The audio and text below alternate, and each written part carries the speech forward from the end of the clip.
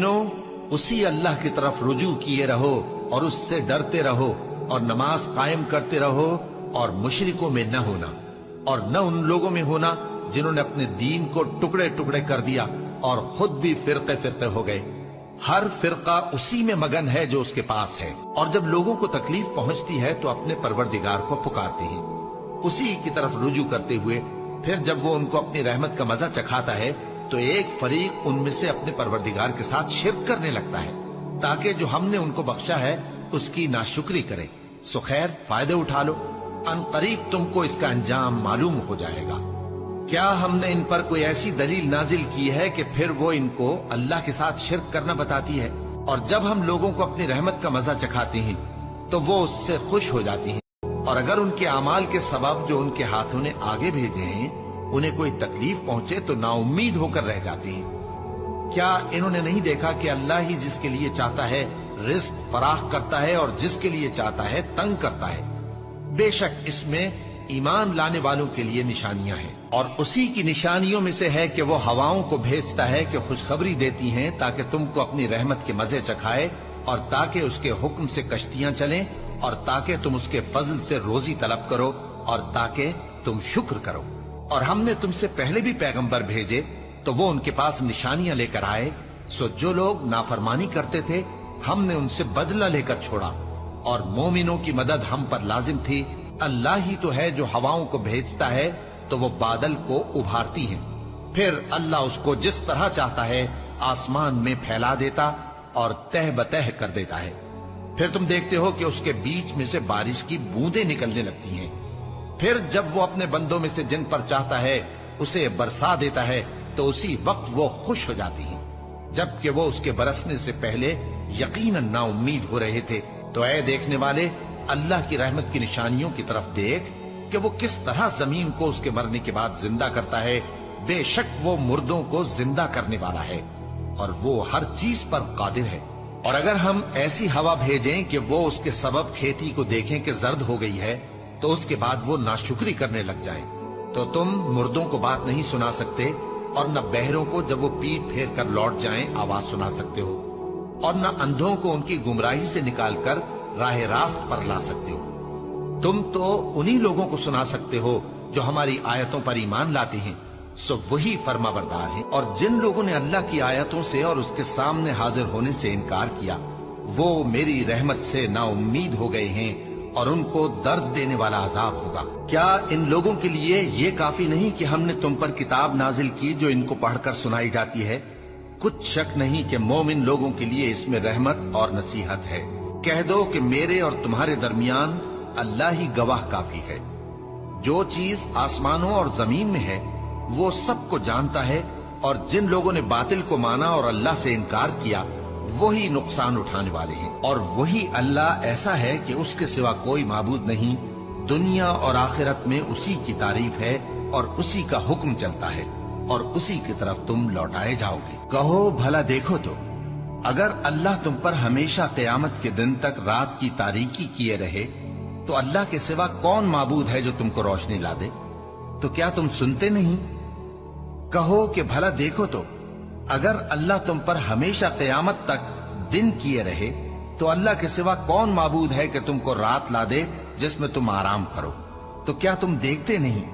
اور اس نے اپنی رحمت سے تمہارے لیے رات کو اور دن کو بنایا تاکہ تم اس میں آرام کرو اور اس میں اس کا فضل تلاش کرو اور تاکہ شکر کرو۔ اور جس دن وہ ان کو پکارے گا تو کہے گا کہ میرے وہ شریک جن کا تمہیں دعویٰ تھا کہاں ہیں؟ اور ہم ہر ایک امت میں سے ایک گواہ نکال لیں گے، پھر کہیں گے کہ اپنی دلیل پیش کرو، تو وہ جان لیں گے کہ سچ بات اللہ کی ہے، اور جو کچھ وہ افترا کیا کرتے تھے ان سے جاتا رہے گا۔ بھلا کس نے زمین کو قرارگاہ بنایا اور اس کے بیچ نہریں بنائیں اور اس کے لیے پہاڑ بنائے، اور کس نے دو دریاؤں کے بیچ اوٹ بنائی؟ یہ سب کچھ اللہ نے بنایا، تو کیا اللہ کے ساتھ کوئی اور معبود بھی ہے؟ ہرگز نہیں، بلکہ ان میں اکثر علم نہیں رکھتے۔ بھلا کون بے قرار کی التجا قبول کرتا ہے جب وہ اس سے دعا کرتا ہے، اور کون اس کی تکلیف کو دور کرتا ہے، اور کون تم کو زمین میں اگلوں کا جانشین بناتا ہے؟ یہ سب کچھ اللہ کرتا ہے، تو کیا اللہ کے ساتھ کوئی اور معبود بھی ہے؟ ہرگز نہیں، مگر تم بہت کم غور کرتے ہو۔ भला कौन तुमको जंगल और दरिया के अंधेरों में रास्ता बताता, और कौन हवाओं को अपनी रहमत के आगे खुशखबरी बनाकर भेजता है? ये सब कुछ अल्लाह करता है। तो क्या अल्लाह के साथ कोई और माबूद भी है? हरगिज नहीं। ये लोग जो शिर्क करते हैं, अल्लाह की शान उससे बुलंद है। भला कौन खलकत को पहली बार पैदा करता, फिर उसको दोबारा पैदा करेगा? और कौन तुमको आसमान और जमीन से रिज्क देता है? ये सब कुछ अल्लाह करता है। तो क्या अल्लाह के साथ कोई और माबूद भी है? हरगिज नहीं। कह दो कि मुशरिको, अगर तुम सच्चे हो तो दलील पेश करो। भला तुमने अपने परवरदिगार की कुदरत को नहीं देखा कि वो साए को किस तरह दराज करके फैला देता है, और अगर वो चाहता तो उसको बेहरकत ठहरा रखता। फिर हम सूरज को उसका रहनुमा बना देते हैं, फिर हम उसको आहिस्ता आहिस्ता अपनी तरफ समेट लेते हैं। और वही तो है जिसने रात को तुम्हारे लिए पर्दा और नींद को आराम बनाया, और दिन को उठ खड़े होने का वक्त ठहराया।